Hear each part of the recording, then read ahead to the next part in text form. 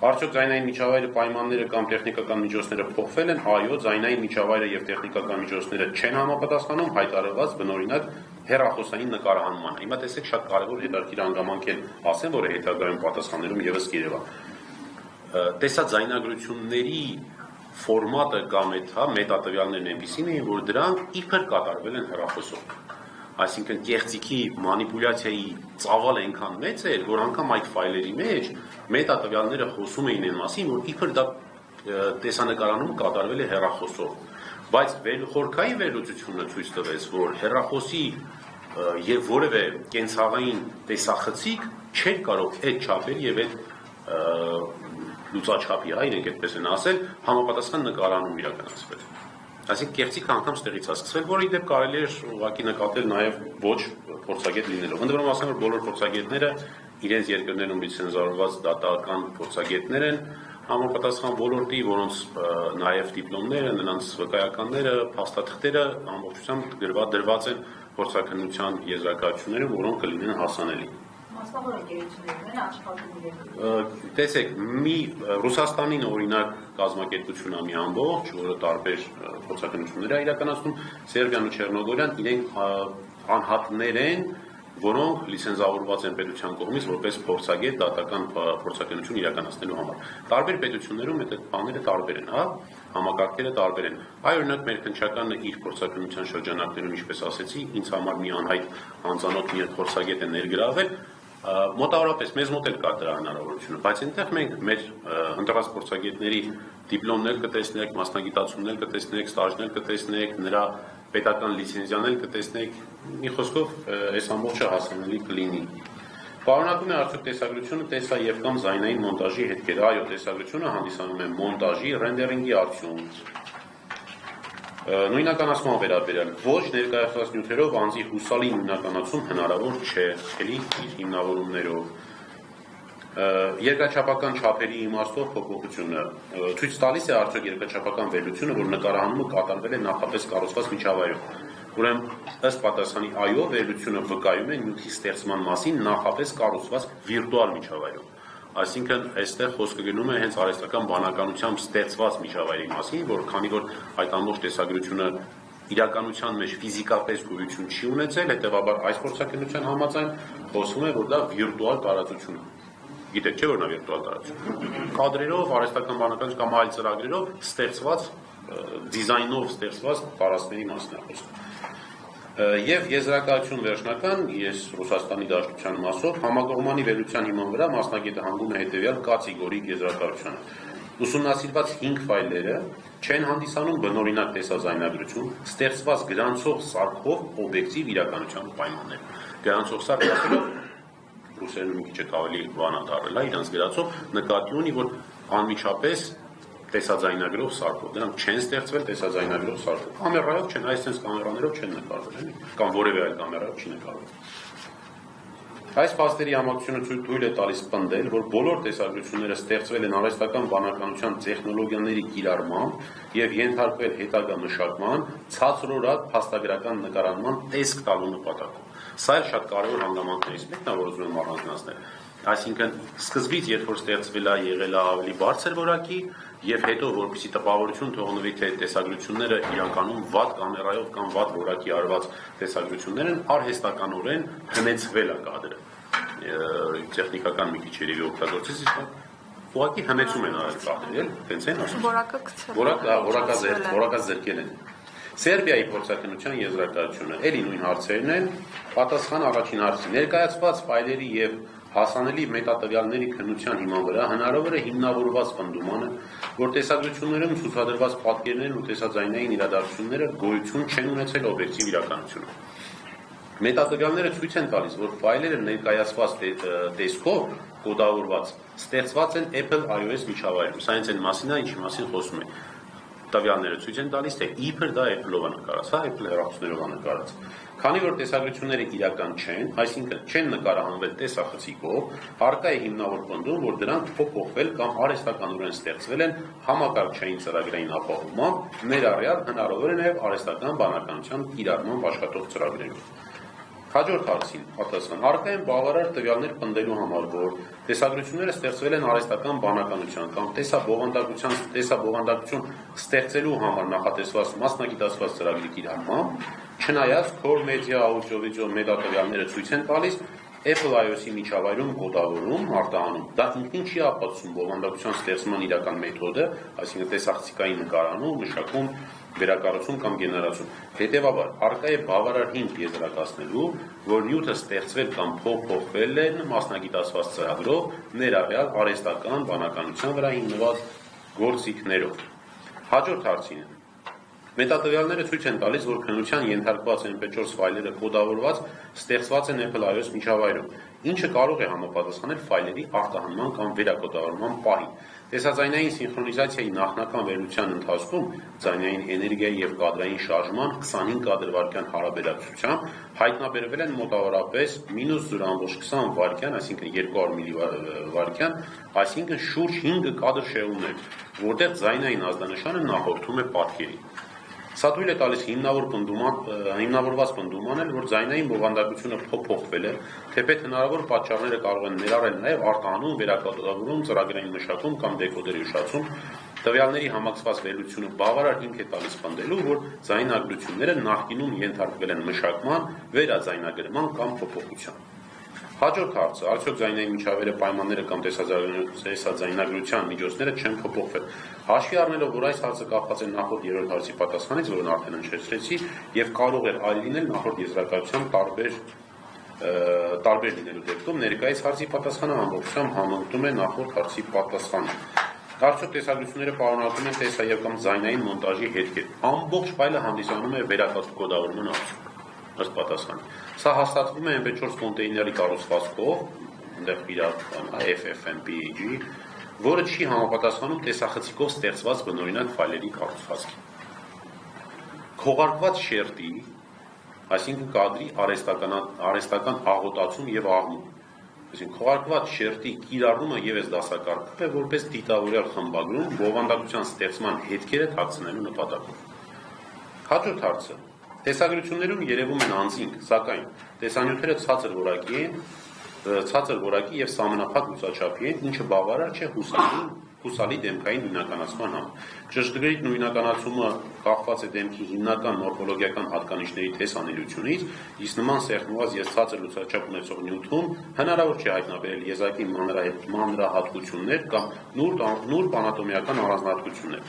Եզրակացվում է, որ տեսագրություններում պատկերված անձանց նույնականացումը հնարավոր չէ։ Արդյոք տեսագրությունները վկայում են նախապես կառուցված ստուդիայի կամ դեկորացիայի միջավայրում նկարահանման մասին։ Պատասխան. տեսագրությունների տեխնիկական բնութագրերը, ելի այդ չափերն են տված, օբյեկտիվորեն նվազեցնում են ճշգրիտ երկրաչափական վերլուծություն իրականացնելու հնարավորությունը, մասշտաբ, հեռանկարային հարաբերություն, հողմային չափեր, խորքային հարաբերություններ, հատկապես այն դեպքում, երբ կադրերում բացակայում են հայտնի չափերով հուսալի հողմային օբյեկտներ։ Բացի այդ, մետատվյալները ցույց են տալիս արտահանում վերակոդավորում, ինչը կարող է ազդել տեսողական եւ տարածական ցուցիչների վրա։ Այսինքն սրություն, աղավաղումներ, արհեստական հետքեր։ Սրանք են հիմնական պատասխանները, որոնք ստացվել են նշված 3 միջազգային փորձաքննությունների արդյունքներում։ Այս մասով ես ուզում եմ մի անդրադարձ անեմ նաև նախկին հոգևորական Արման Սարոյանին, որը վերջի շրջանում կարծես կամ վերջի չենց ամենասկզբից, կարծես թե այսպես շահագրգիռ անձն է, քննչական կոմիտեից հետո երևի ամենաշահագրգիռ անձը ինքն է։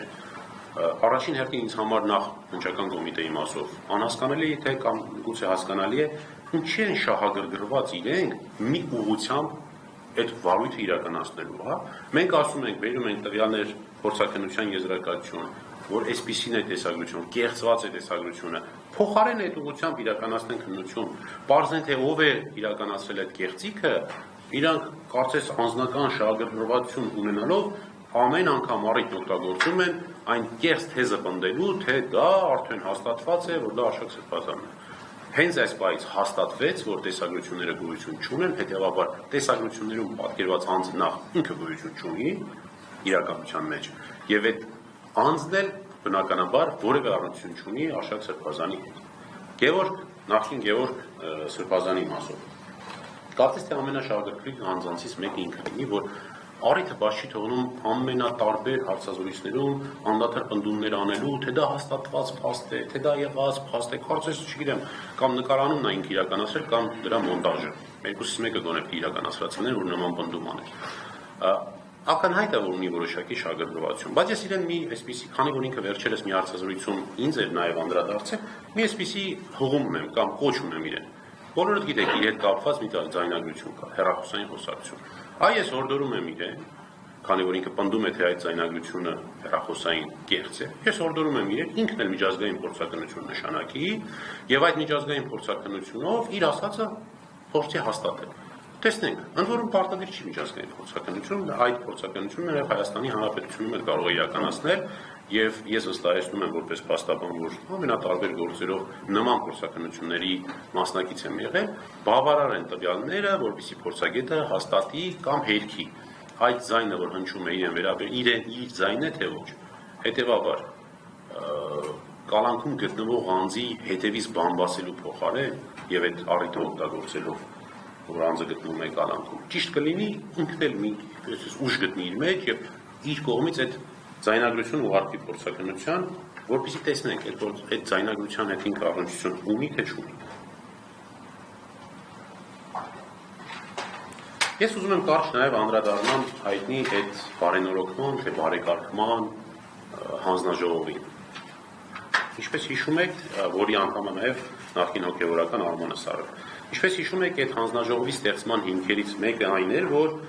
եկեղեցում մասնավորապես Արշակ Սրբազանի շուրջ տեղի է ունեցել մի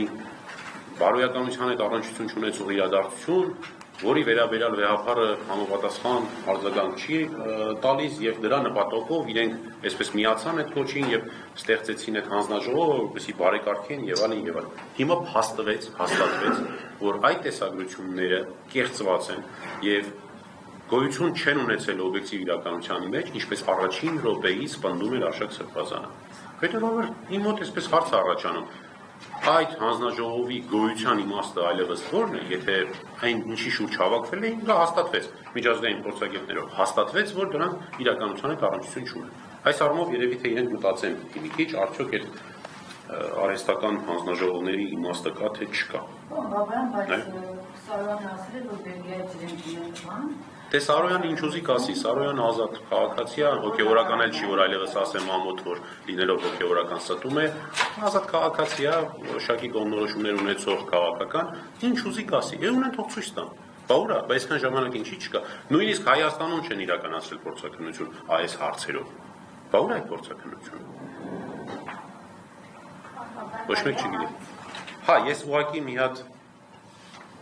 իմ մոտ նշումներ ունեմ, տեսնեմ հաջորդիվ ինչ եմ ուզում ասեմ։ Հա, այս մասով ժողովուրդ, որ խոսեցինք այդ բարեկարգման, թե բարենորոգման հանձնաժողով, նաև այդ նախկին հոգևորականի մասով, ինչպես հիշում եք, անդադար պնդումներ կա, որ մենք այդ եզրակացությունը տարանք ցույց տվեցինք վեհապարին, եւ նա ոչինչ չարեց, եւ նա ծանոթ է այդ տեսագրություններին։ Ես եթե անկեղծ չգիտեմ, հիմա կարող եմ այդ մասին ասել թե չէ, բայց շատ չմանրամասնելով կասեմ, որ վեհապարը ծանոթ չի այդ փորձաքննությանը, որը որ քննչականն էր իրականացրել, հետեւյալ պատճառաբանությունով, իր կողմից տված պատճառաբանությունով։ Իդեպ դա ինձ ասել, ես կարծում եմ կարող եմ դրա մասին բարձրաձայնել, որովհետև ի սկզբանե ներկայացնողին այդ նույն նախկին Գևորգ Սրբազանին, Արման Սարոյանին ասվել է, որ այդ եզրակացությունը քո ձեռքում չէր կարող լինել։ Եթե այդ փորձաքննության եզրակացությունը քո ձեռքում է անօրինական ճանապարհով, հետեւաբար ես հրաժարվում եմ մասնակից լինել դրան եւ ծանոթանալ այդ փորձաքննությանը։ Այսինքն անօրինական եղանակով բերված փորձաքննությանը չի ծանոթացել։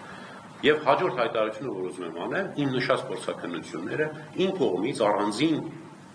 գրությամբ ուղարկվելու է նաև Մայրաթոր Սուրբ Էջմիածին, մասնավորապես հոգևոր խորհրդին, ինչու, որպեսզի նրանք ունենան իրականությունը, ունենան իրական փորձաքննությունները, հաշվի առնելով այն հանգամանքը, որ քննչական կոմիտեն փաստորեն մի քանի հոգևորականների եպիսկոպոսների միջոցով այդ իրենց կողմից կատարված եզրակացությունը փորձել էր Մայրաթոր ուղարկել։ Ուղղակի ուզում եմ իմանալ, որ նաև դա ուղարկելու եմ ես վեհապարին եւ Մայրաթորին ընդհանրապես բոլորի ծանոթացման համար։